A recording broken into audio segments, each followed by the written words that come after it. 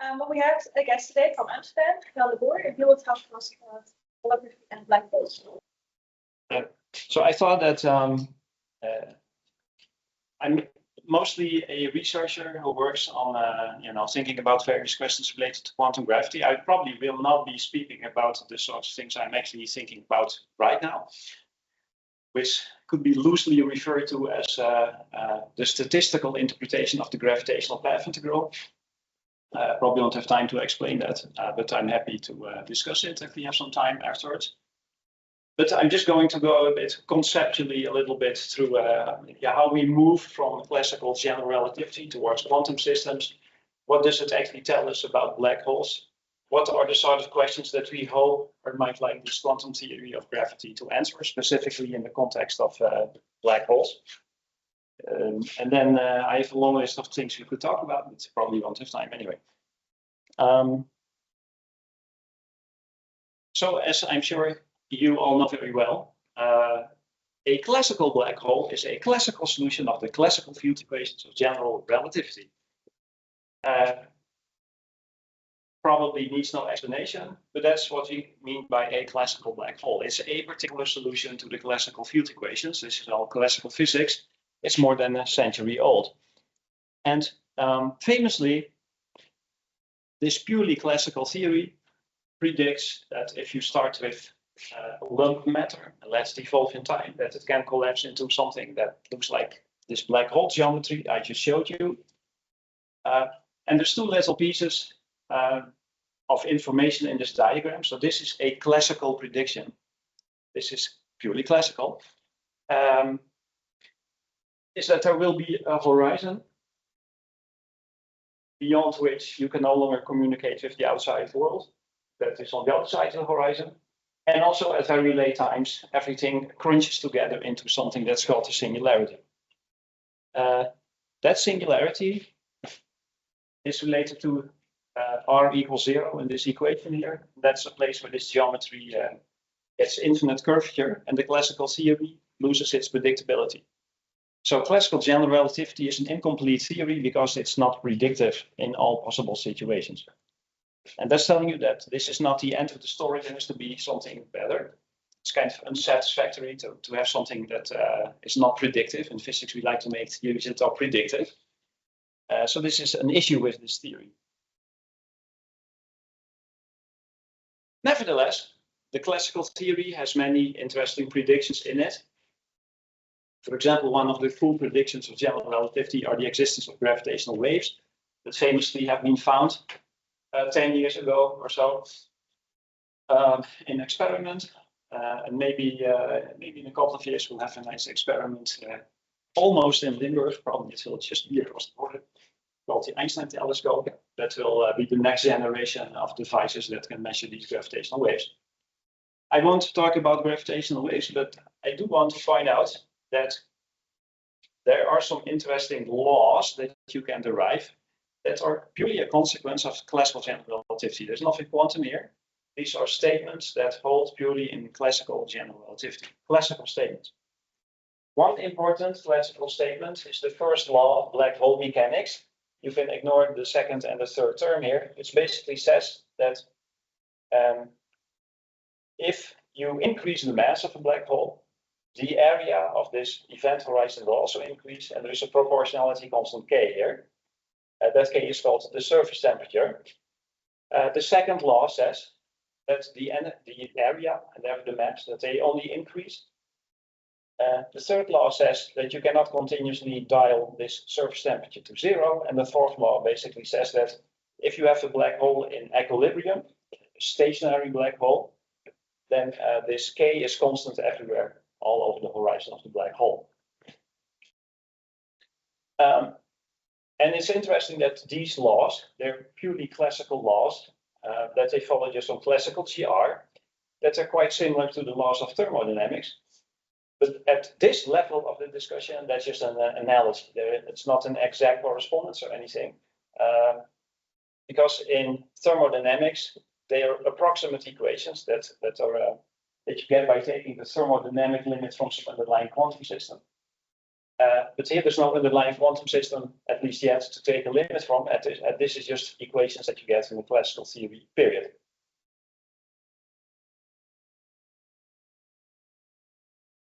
Any questions about this so far?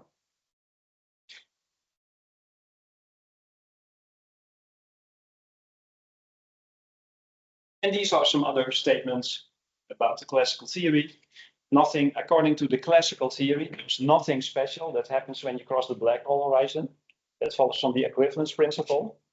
If you're in free fall, there's nothing special going on in that geometry locally near the horizon. It might as well have been a piece of flat space. And as I said, the classical theory predicts that black holes grow forever, and they also cannot explain what happens at the singularity. Said that. Now, that was when you do things classically, but we do not live in a classical world. We live in a quantum universe. And you can ask what happens if you add some quantum physics to general relativity. Now, there is different points of view on how you add some quantum physics to general relativity. The conservative point of view is to treat general relativity, maybe coupled to some matter fields, as a low energy effective field theory. What is a low energy effective field theory? That's a field theory that has an energy scale associated to it, and which is a good description below that energy scale and a bad description above that energy scale. Because above that energy scale, there could be other degrees of freedom. Things might become difficult to compute. So you don't trust the theory anymore above that scale. And pretty much any theory in the world that we use has the interpretation, if you're really honest, as a low energy effective field theory. They're never complete theories. So that's the conservative point of view. You could also take a less conservative point of view and treat general relativity coupled to some matter fields as a complete quantum theory by itself. That you just need to compute everything, but it should have all the answers in it. So there are different approaches to quantum gravitational theories. There's a set of approaches that basically assume that it's okay to treat general relativity plus matter fields as a complete quantum theory by itself. There's, for example, something called asymptotic safety or even loop quantum gravity. They kind of are built on that premise that there should be a way to make that theory in itself complete. But as that, a more conservative point of view is that you're agnostic about what happens at very high energies, and you treat the theory as a theory with some cutoff scale in it. This is just more conservative. It does not exclude the other possibilities, but this is a more conservative point of view. Even the standard model, as we currently understand it, we view as a low energy effective field theory and not as a complete theory. And this energy scale at which the theory loses predictability is what we call the UV cutoff. UV because it's a high energy scale. And above that, predictability is gone because we don't know. We're agnostic, if you want, what happens above the UV scale. But if we're below that cutoff, then the theory has predictive power. And in that theory, say the usual rules of quantum field theory can be applied. Now, you can apply this, like this, the usual rules of quantum field theory to just the matter fields in the theory and treat the metric classically. That leads to this very strange equation where you equate a classical geometry to a quantum expectation value. You will find this equation in various papers. It's, however, really weird to equate something classical to something quantum. So in general, it's not clear that this is a meaningful approximation to anything. There's also authors who have proposed that this is at a fundamental level possible to treat matter fields as quantum systems and the geometry as classical. But that leads to all kinds of paradoxes if you think more about it. So here the perspective is that this is just some approximation. And there's a lot of honest-to-God physics that is captured by this approximation. If, for example, if you look at a neutron star, the stress tensor of the neutron star. The neutron star has a very complicated equation of state. It has lots of particles in it, maybe some dense set of quarks, whatever. The TME nu that we use to describe the geometry around the neutron star is really the expectation value of the stress tensor in the background of all those particles. And in those situations, this is a perfectly good approximation. In fact, this is a good approximation if you have a large number of matter fields, because then if you wish the thing that, suppose you have n matter fields, then the strength of the quantum effects here is more like n times h bar, like instead of 1 times h bar, because you have so many matter fields. Whereas quantum effects in the metric would only count as 1 times h bar.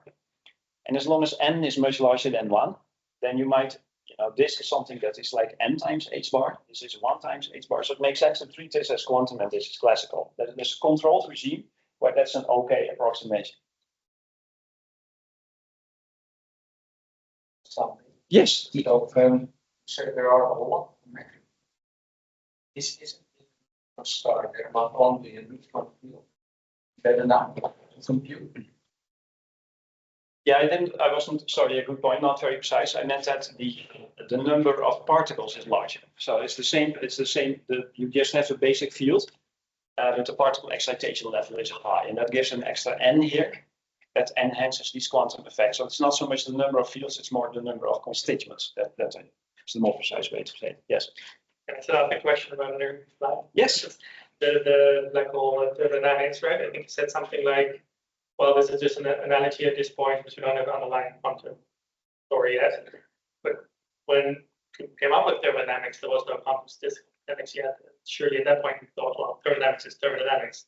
So why I understand the urge of wanting an underlying story, but are you saying at this point we should be agnostic, or why could this not be enough for it to be being thermodynamical system? Oh, it could be, we just don't know. Because at this level of the discussion, in the case of thermodynamics, we know it's a bunch of emergent equations that arise because we know there is a much more complicated system underlying it. Like for a gas in the room, we know it's made of molecules. At this level of the discussion, there is no counterpart to the molecule at all available in the classical theory. Yeah, but when it came up with thermodynamics, that wasn't. No, that's right. So at that moment, it was just a convenient set of equations that later were understood. And in some of the analogy is that this was found first. And then later it was understood that also in this case, there might be, that's maybe the temporal analogy.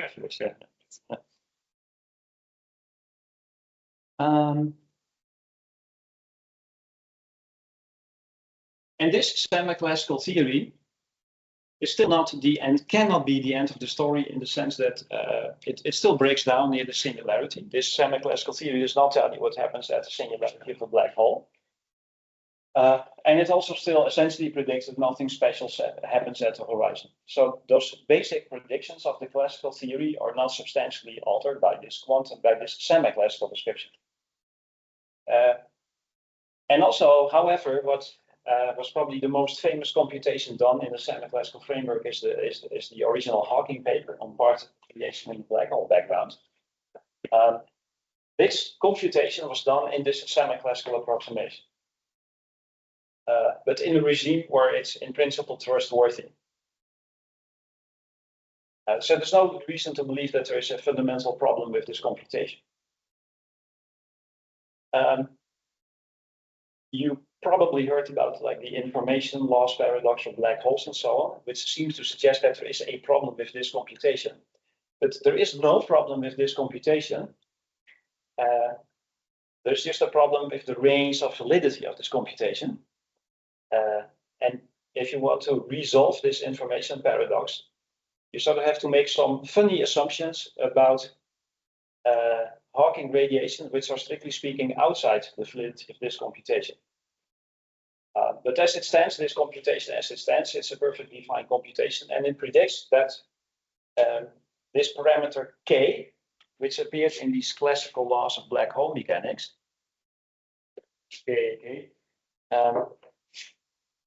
that if you take literally the analogy with thermodynamics, K is precisely like temperature. This would be the statement that if you're in thermal equilibrium, the temperature in the system is the same everywhere. This is the first law of thermodynamics and so on. What Hawking showed is that black holes do in fact produce thermal radiation with a temperature that's proportional to K. So that was the point where in some sense the idea came up that also these equations should be seen exactly like thermodynamics, and as this is very suggestive, that should be an underlying theory that gives rise to the laws of black hole mechanics in the analog of some thermodynamic limit.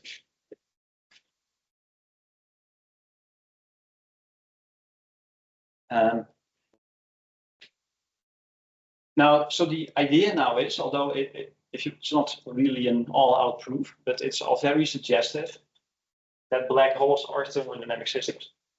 Because all the laws, all the classical laws, can be rewritten and identified with laws of thermodynamics. This is some funny labeling confusion, but that is not so important. You can see that dE equals TdS, famous law from thermodynamics, is really the same as dm is kdA. If you identify the mass with the energy and the area with entropy, and K with the temperature. So Hawking's computation was strongly suggestive of the fact that laws of black hole mechanics are in fact laws of thermodynamics.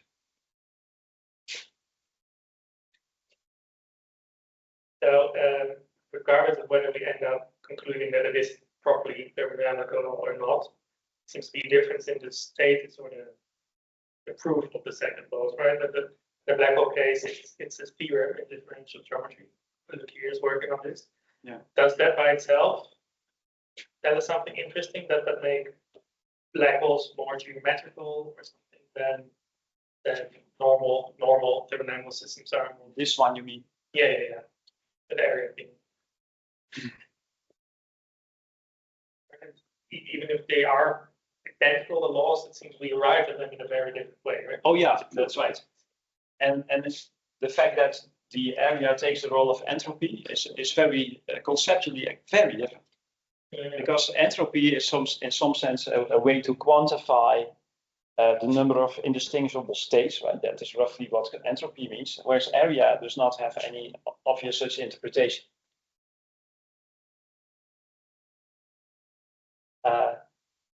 This interpretation would suggest that there are a large number of microscopic degrees of freedom that are all indistinguishable, and the number of them is counted by the area, right? That would be the translation. But yeah, it's very weird because entropy is not something that you easily measure, right? You have to infer it from the system. Energy, and so you can measure, but S is a more murky thing. So here, area is a very physical thing, so it's conceptually a bit funny. That's right.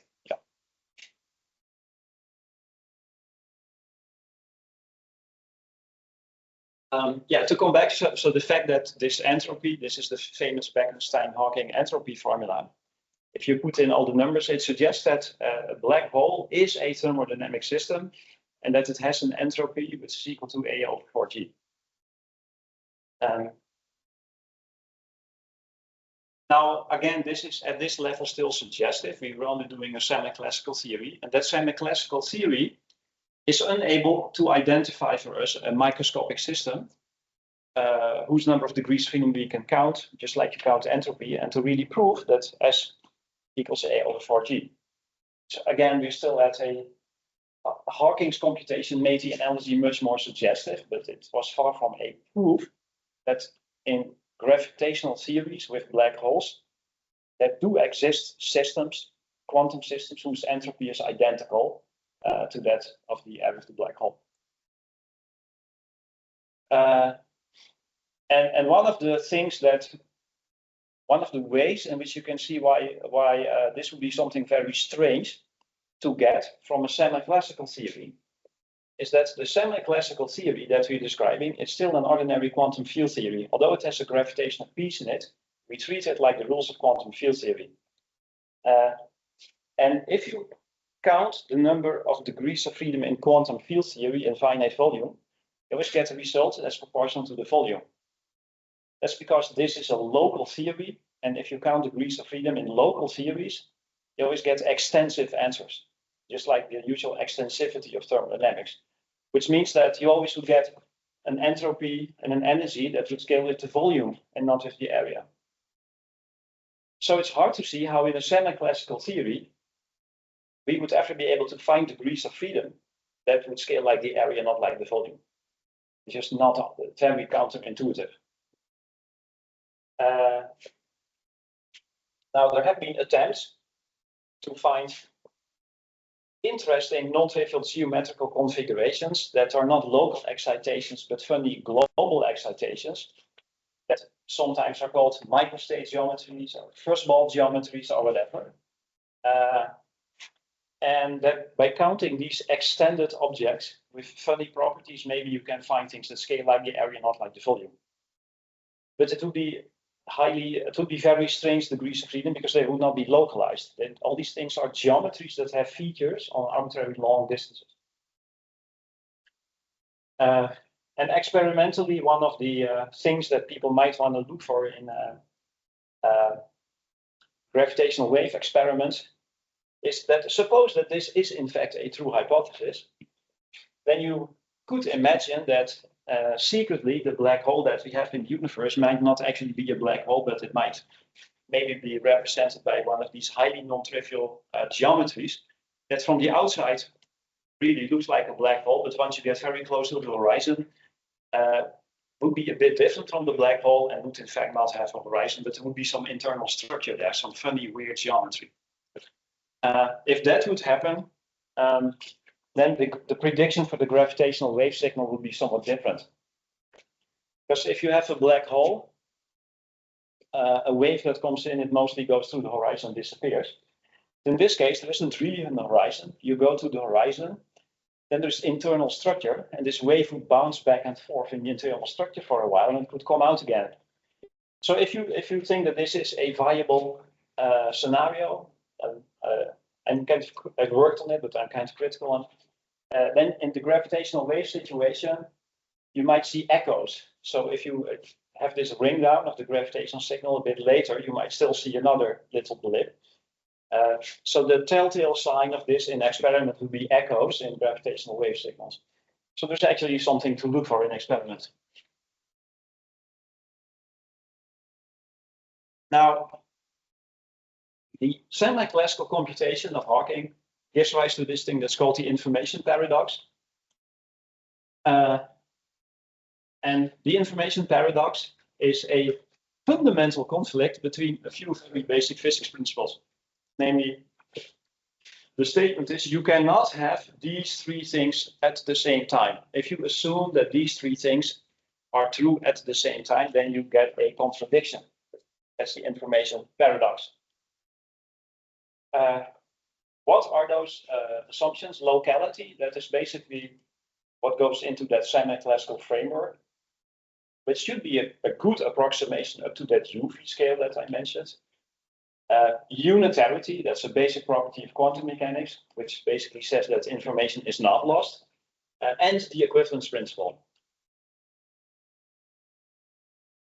If you assume these three things, then what happens if you follow Hawking's computation and you start with some stuff, you collapse it into a black hole and you let it evaporate again? Then according to Hawking's computation, the initial pure state, if you assume that the initial matter configuration was a pure state in the sense of quantum mechanics, under time evolution produces a mixed state in quantum mechanics. And unitarity in quantum mechanics says that a pure state can never evolve into a mixed state, that it's not consistent with unitarity.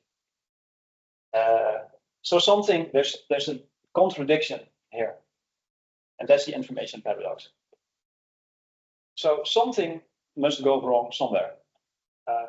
And an interesting proposal by these authors more than 10 years ago was to say, well, we think the most conservative thing to give up of these three is the equivalence principle. I don't know if it's conservative. It sounds pretty wild, but okay, they thought this was the most reasonable thing to do. So they proposed that roughly once you're at the horizon, or maybe an epsilon past the horizon, the equivalence principle would break down, and there would be something there that they called a firewall, so a region with like a diverging expectation value of the stress tensor. So they were suggesting that if you fall into a black hole, that you would be hit by a wall of fire, quite literally, and be obliterated by it. Well, there's been a lot of debate. I think right now the consensus is probably not what's going on. But this is the setting for the information paradox. Yeah. These discussions, there's always a connection between entropy and non-locality. But the energy is also global in a sense, right? Gravitational energy here, AM energy is not. mass. That's right. Yeah. So is that in itself? So we're just saying, well, the classical approach is local. Should we give that up or not? But even classical theory, classical is already global. That sense, I know that's a bit different from. No, but no, it's right, because the fact, for example, that the ADM mass is only defined at spatial infinity. There's no local notion of mass in general relativity. That's already telling you that there presumably is an issue with locality, right? Yeah, and in fact, because of that, general relativity is not strictly local in that sense. However, that type of breakdown of locality doesn't seem to be enough to get you out of the woods with Hawking computation. But yeah, strictly speaking, it's not a local theory because of that. Now, I was more thinking like if we have given up already in some sense, then maybe the most conservative thing to do is to give up. Okay.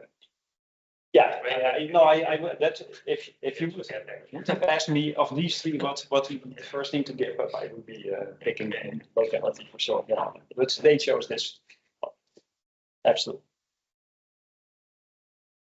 Yeah, could you say a little bit more about what's locality defined here in this situation?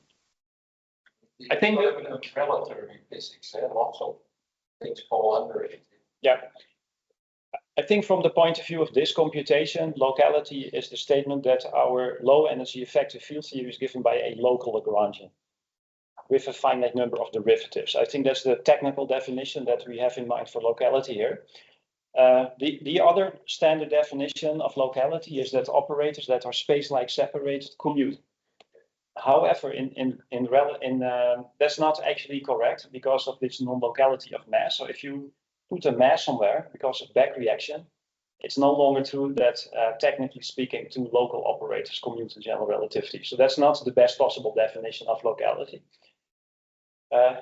But I think here what we have in mind is more that the Lagrangian is a local effective field theory.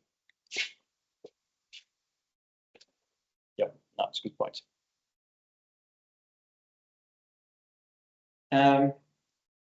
Now we move on, because now we would like to not do something semi-classical, but we would like to do the full quantum theory.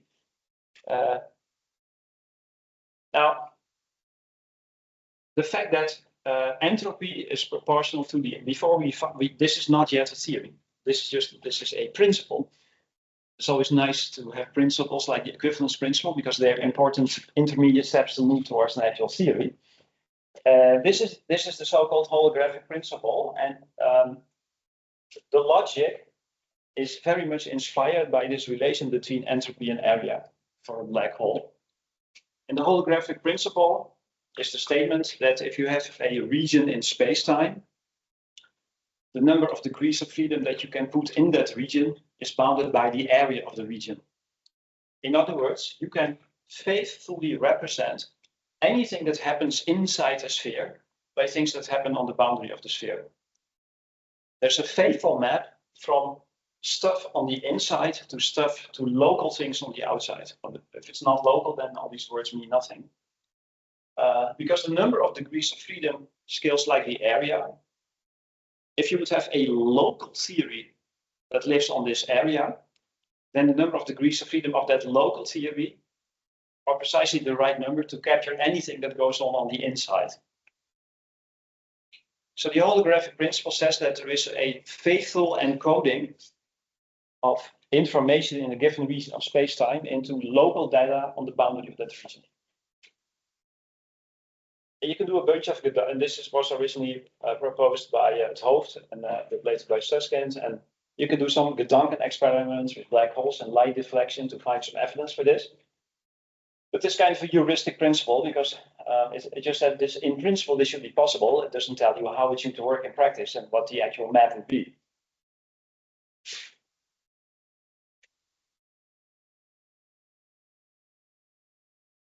Now this, so this is a qualitative principle, and it's good, but it's hard to do something with it in practice.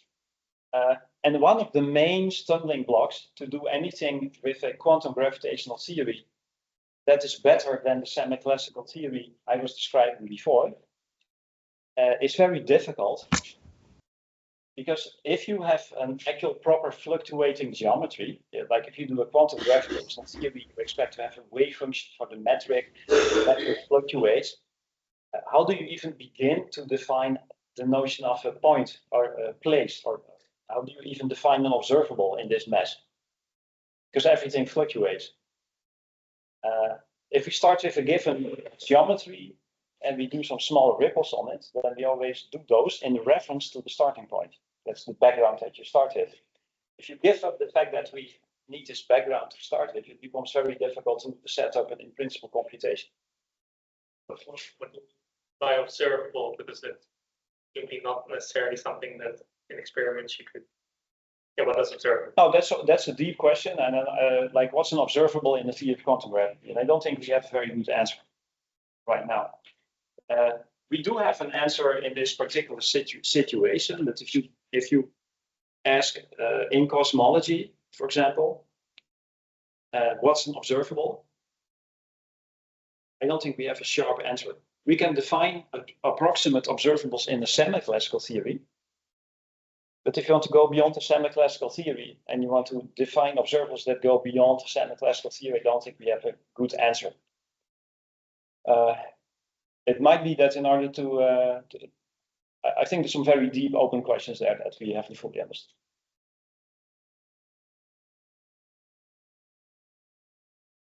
In flat space, based on some assumptions that you can make, you can argue maybe that the only observable that exists in flat space is the scattering S matrix. So you start with empty flat space at minus, at early times. Then you asymptotically prepare some particles that you shoot in the middle, they interact and they go out again. And if you believe like the LSZ formalism of quantum field theory and so on, then this seems a reasonable observable you can define. If you have to assume something about early and late times, then that you can individually separate. It's like you basically have to assume LSZ. If you it's Lehmann-Semanzik-Zimmermann, which says that basically asymptotic particles exist. That's actually not true in four-dimensional flat space because of infrared divergences. So it's not even clear what observables in four-dimensional flat space really are. Even at the level of particle physics, that's a super complicated question. Happily, we do have a case where we do think we understand what the observables are. And there the idea is that you put your gravitational fluctuating mass, you put it in a box. And your box has the property that the fluctuations die out as you go towards the boundary of the box. That box is a geometry called ADS. It's this particular geometry. It's just a solution of the Einstein equations with a negative cosmological constant. But if you look at fluctuations in this geometry, you will find that fluctuations die out as R becomes larger. So here you have all your complicated fluctuating geometry, but those fluctuations die out as you go towards the boundary. It's almost like putting quantum mechanics in a very steep potential well. And all the way close to the boundary, things don't fluctuate anymore. So the geometry in the limit where R goes to infinity becomes rigid. That's great because since that does not fluctuate, we can unambiguously associate points to that boundary and talk about operators that we insert at those points. And this is why this is an excellent box to put geometry in. This is one of the reasons why there is something called the ADS-CFT correspondence, which has been super successful. And it's literally a box.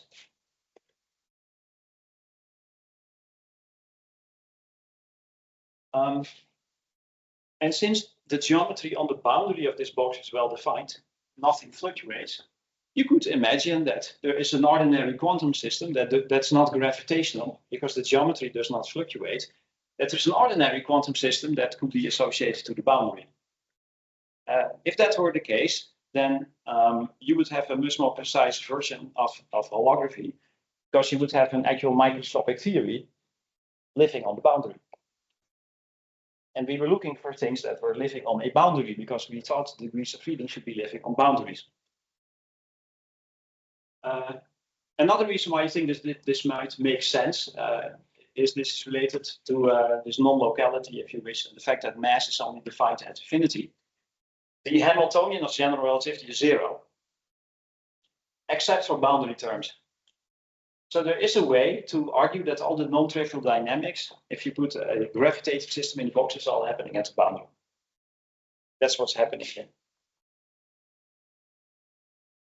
Now, what you can do is just take your low energy effective field theory and put it in this box and study it. And you can postulate that there exists some theory on this boundary, and you can derive some hypothetical properties of this hypothetical theory on the boundary without putting a lot of ingredients in. You just assume that you have some low energy effective field theory, like a semi-classical theory in this box. And if you do that, you can argue that if that conjecture holds, and this is not based on string theory or anything like that, this is purely based on a semi-classical theory, that all these bullet points must hold. That's if you think that a gravitational theory in that box could be described by a simple quantum system on the boundary, then these are properties that that quantum system must have.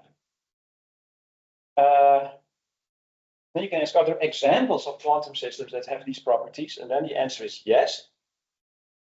Because then string theory comes in, because string theory allows you to find some microscopically precise versions of this duality between the gravitational theory AES and the quantum field theory on its boundary.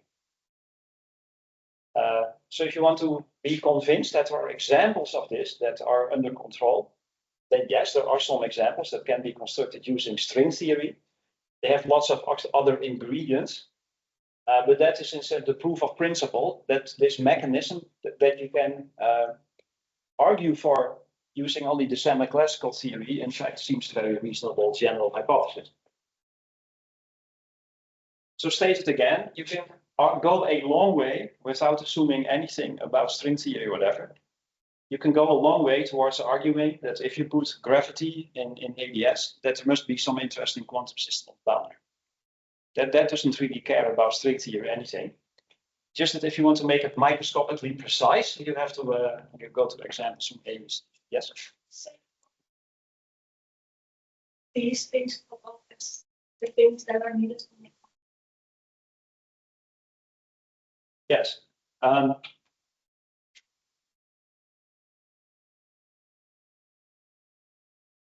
For example, the third point, just give you an example. If you have a relative, just general relativity coupled to some matter fields, and you have the semi-classical description, we know that you cannot couple it consistently to a few other fields of higher spin. That's not possible. Massless fields of higher spin. This is why there must not be simple low energy operators of spin larger than 2 in the theory, because the gravitational theory does not have such operators either. There must only be a few simple low energy operators. That has to do with the fact that there's only a few degrees of freedom in your gravitational theory coupled to matter fields to begin with. And roughly for each matter field, there's one operator. And the last one, that this theory on the boundary must be scale and conformally invariant, is a consequence of the killing factors, the isometries of the AES background. So those are symmetries of the AES background, and they must be representable in the boundary theory. And if you translate what they do in this boundary theory, then they correspond to scale invariance and conformal invariance, etc. So it's just properties of the semi-classical theory that you translate to some hypothetical thing done. Yeah. most well-defined question. But Theo there in the back is trying to work on a project trying to understand to what extent classical TR and spin 2 gravity are equivalent or not fully equivalent. And I'm wondering, based on what you said on the previous slide, if this story holography can teach us anything about the sense in which the classical limit TR and spin 2 are just two different representations of the same physics, or there's some dynamically inequivalent, or just any connection. I don't know exactly what a spin 2 theory is. You can write down a kinetic term for a spin 2 field, for example. But one thing that you can try to argue in this context, based on fairly general arguments, is that if this boundary theory is a consistent theory, that the theory in the interior must be Einstein gravity. There's maybe higher derivative corrections, but at low energies it must be Einstein gravity. That you can argue. For example, the 3-point interaction of 3 gravitons, the cubic vertex, that corresponds to a correlation function in that field theory of 3 stress tensors. And that is highly constrained. If you believe that this theory on the boundary is like a standard quantum field theory, it's highly constrained by unitarity and locality. If you translate unitary locality back, then you find a unique 3-point vertex, up to 3 definitions, which is precisely the 3-point vertex of Einstein gravity, for example. Does this in any way connect to the log-log theorem, or generalize it, or it's not connected? Yeah, so log-log theories are theories with higher order derivative interactions. Oh, no, sorry, log-log theorem that GR is the unique. It may well be, but I don't know. I don't know exactly how that proof works. So I was thinking about these higher spin theories that are also yeah. Good. Thanks.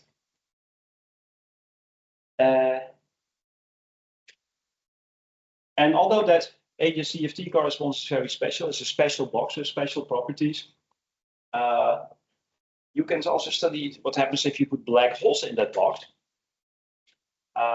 And anyway, that leads to something that Maldacena called the central dogma. And his way of saying that is that the lessons from all of this is the following basic assumption about what a black hole is. A black hole, as seen from the outside, can be described as a unitary quantum system that simply evolves to the rules of quantum mechanics.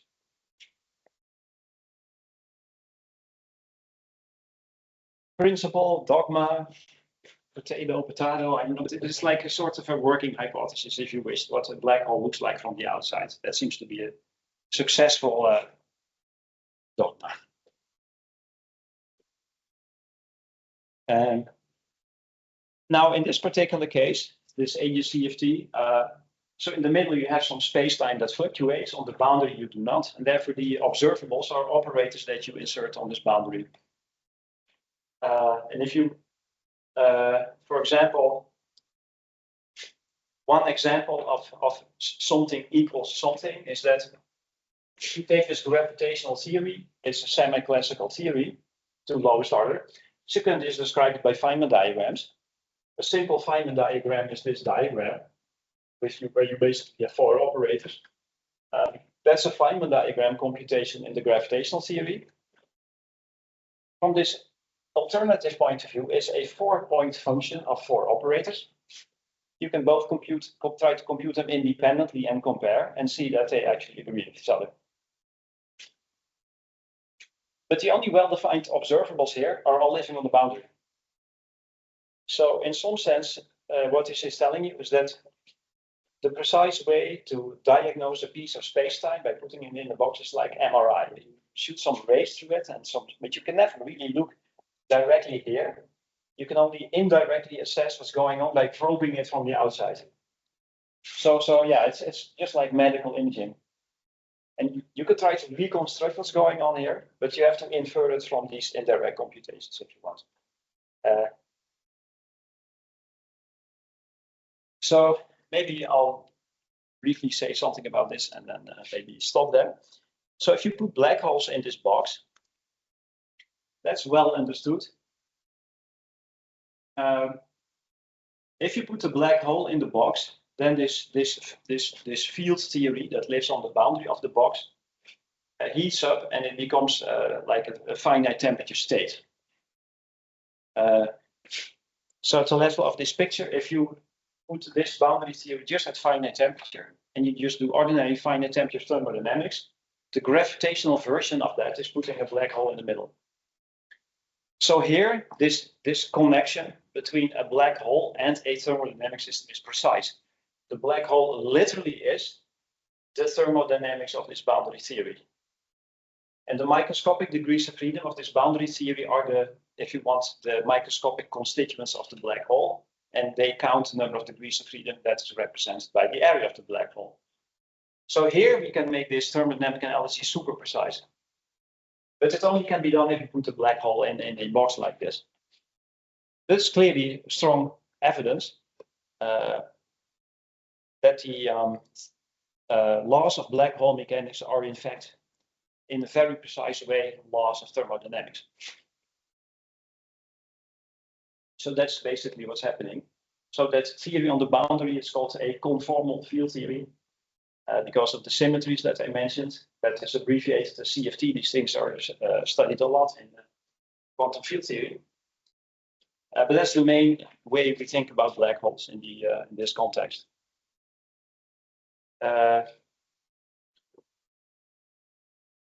Well, I can briefly say there's many other things you can say about the relationship between the black hole in the box and the field theory at finite temperature. You can even get the equations of hydrodynamics, which is what happens if you have a thermodynamic system and you do linear perturbations on it. Those are described by hydrodynamics. You can see how you get all those equations from the Einstein equations in the interior. You can map one-to-one. What does it mean to fall into the black hole from this other perspective? Falling into the black hole means that you have your system is at finite temperature and you perturb it somewhere. And that perturbation will dissipate through the system. And that is the boundary version of falling into a black hole. Now, those are easily stated sentences. The question is how you translate the process of dissipation into the actual experience of an infalling observer. And that's a much more complicated question. But at a high level, from a high level point of view, falling into the black hole is exactly like dissipation in thermodynamics. You perturb a thermodynamic system, the perturbation dissipates, and that's it. Also, there's no sign of a singularity of it. You just perturb the system, it dissipates, that's it. Similarly, black hole, creating a black hole is like thermalizing the system and so on. Let me skip that. And to wrap up, I'll briefly skip through a few of these questions and we can see whether this quantum theory, at least in this particular case of the black hole in the box, whether the quantum theory answers some of those questions. So first of all, have we now properly understood this black hole entropy? One thing that you get by putting the black hole in the box is that you always get S is a number times A over G. That is almost by dimensional analysis and the fact that this theory is extensive. However, Bekenstein-Hawking says that C is a quarter. Can we actually compute C equals a quarter? Not in full generality. There should be a deep reason why that wants to be a quarter. The problem is that this field theory that lives on the boundary, it has a coupling constant. And this number depends on the value of the coupling constant. In order to have this field theory agree with a weakly coupled gravitational system, that field theory needs to be very strongly coupled. So we need to understand what this coefficient is at strong coupling, when the coupling constant of the field theory becomes very large. Those in general are very difficult computations in the field theory that you can only do by a lattice simulation or something like that. Because if you make the coupling constant large, standard perturbation theory breaks down, then you have to find some other method to compute it. Just like what happens if you are in QCD, coupling becomes large and the theory confines. Perturbation theory breaks down and we don't have a very good way to compute things. In several examples, people have tried to put these theories like on a lattice, do some numerics, and indeed, at strong coupling, find C is roughly a quarter. If you have some more supersymmetry and so on, you can get C equals a quarter. And in the case where the box is three-dimensional and the boundary is two-dimensional, you can get C is a quarter exactly also in full generality because of some special properties of two-dimensional field theory.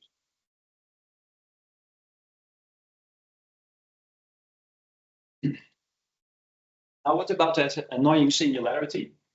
So it's extremely difficult to find computations on the boundary that directly diagnose the presence of that singularity. That's still active research going on right now. It's very difficult. So I think the answer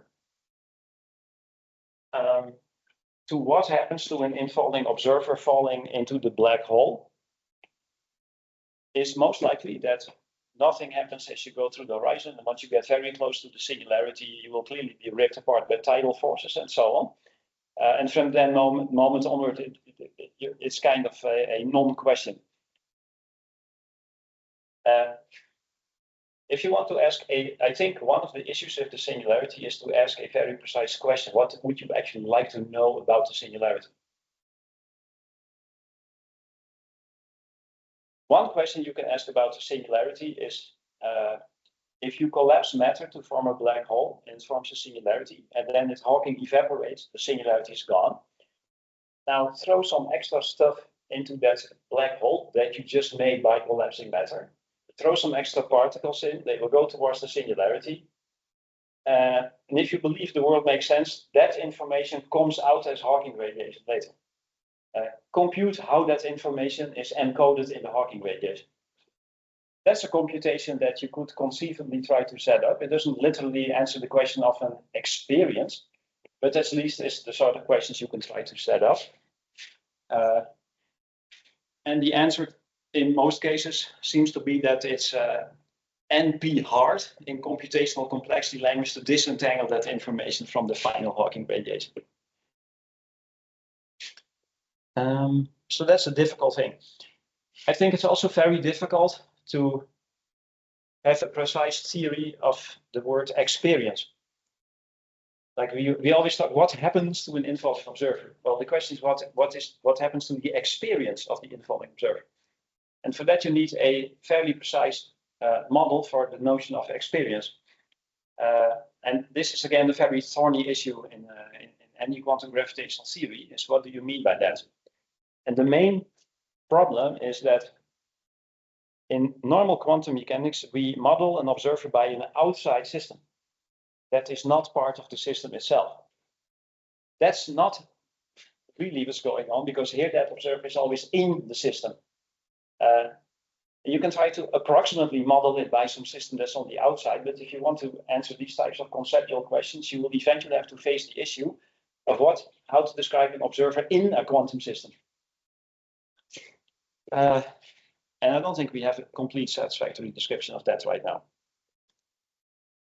So the information paradox is this contradiction.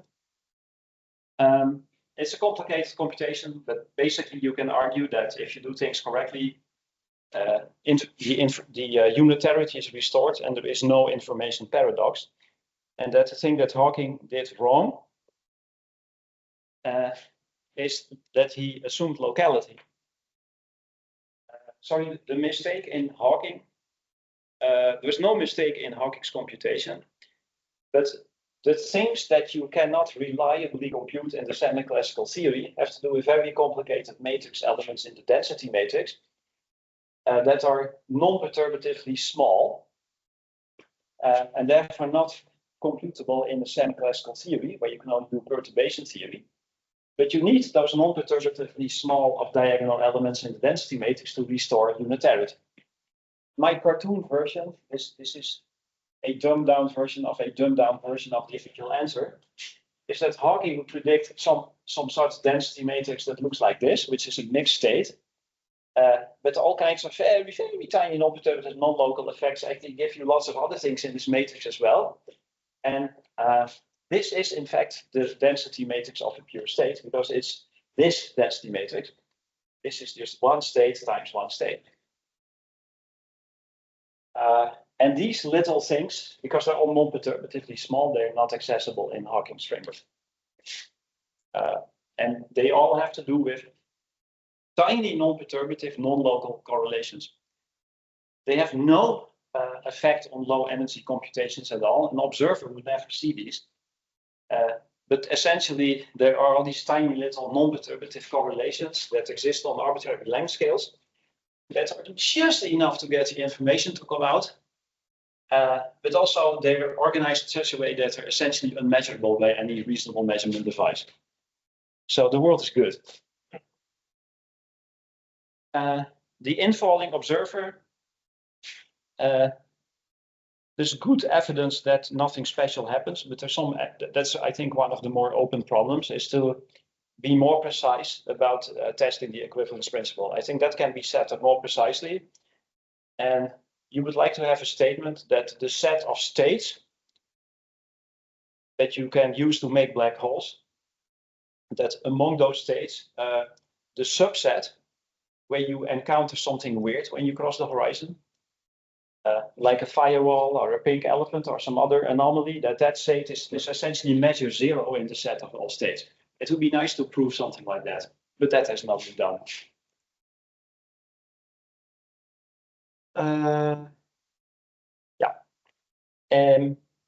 And let me just, because I'm kind of out of time, just say that obviously this is the holy grail of all this thinking about quantum theories of gravity.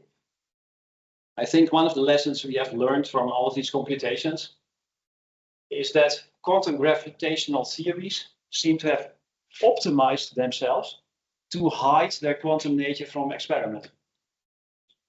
They, like this Hawking computation, it's like the minimal change of the theory that you can do, getting unitarity to be restored again, while maintaining validity of low energy experiments as much as possible.